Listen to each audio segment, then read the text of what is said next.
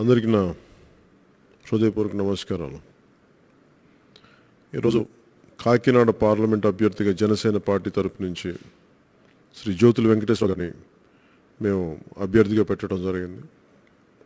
వెంకటేశ్వరరావు గారు 2009 నుంచి మా కుటుంబానికి, అప్పటి రాజకీయ ప్రస్థానానికి గత 5 సంవత్సరాలుగా నేను పార్టీ పెట్టినప్పటి నుంచి మాతో అండగా ఉండి, చేదోడు వాదోడుగా ఉండి ఈరోజున పార్టీ నిర్మాణానికి ఒక బలోపేతమైన పాత్ర వహించినందుకు వారి సర్వీసెస్ ఎమ్మెల్యేగా కాదు ఎంపీగా ఉండాలని చెప్పి మేమందరం జనరల్ బాడీ అభిప్రాయపడింది. అలాగే పార్టీ పెద్దలందరూ అభిప్రాయపడ్డారు. అదే ఉద్దేశం వారి ముందు పెట్టడం జరిగింది. వారు చాలా సానుకూలంగా మాకు ఒప్పుకున్నందుకు మనస్ఫూర్తిగా వారికి నా ధన్యవాదాలు తెలుపుకుంటున్నాను సార్. మనస్ఫూర్తిగా కాకినాడ పార్లమెంటు అది జనసేన సీట్. అది ఎందుకంటే ఎక్కడైతే 1996లో భారతీయ జనతా పార్టీ రాష్ట్రాన్ని 2 ముక్కలుగా చేస్తామని తీర్మానం చేసిన ప్రాంతం అది. 2 ముక్కలుగా విడగొట్టారు. ఒకళ్ళు అండగా లేరు. ఈ రోజున మేము జనసేన పార్టీ పెట్టిన తర్వాత బలంగా మాట్లాడింది కాకినాడ సభలో మాట్లాడాం.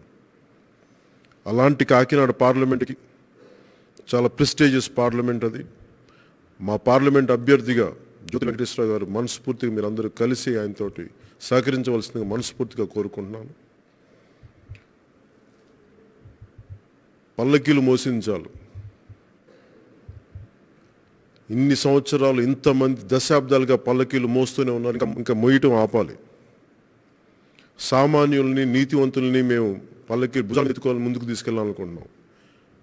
కానీ పల్లకీలు మోసే వ్యక్తులు ముందుకెళ్తుంటే మేము మనస్ఫూర్తి ఒక నిజాయితీ పరుడు, ఏమీ ఆశించకుండా జనసేన పార్టీకి ఎన్ని కష్ట నష్టాలు వచ్చినా 2009లో ఆయన సీట్ని ఇంకొకరికి ఇచ్చినా కానీ మాకు అండదండగా నిలబడిన జ్యోతుల వెంకటేశ్వరరావు గారు ఆయన్ని కాకినాడ పార్లమెంట్ అభ్యర్థిగా పెట్టుకోవడం ఆయనకి మేము ఇచ్చే గౌరవం.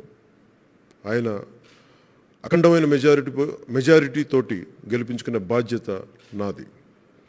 మా అభిమానులందరికీ, జన సైనికులందరికీ, ఆడపడుచులందరికీ మీరు ఒకటి ఆలోచించండి. తెలుగుదేశం ఎంపీ విజయం, సునీల్ గారి విజయం అది తెలుగుదేశం విజయం. వైసీపీ వాళ్ళ విజయం జగన్మోహన్ రెడ్డి గారి విజయం. జ్యోతుల వెంకటేశ్వరరావు గారి విజయం మన విజయం, జనసేన విజయం. జై Hind. Please subscribe New Waves.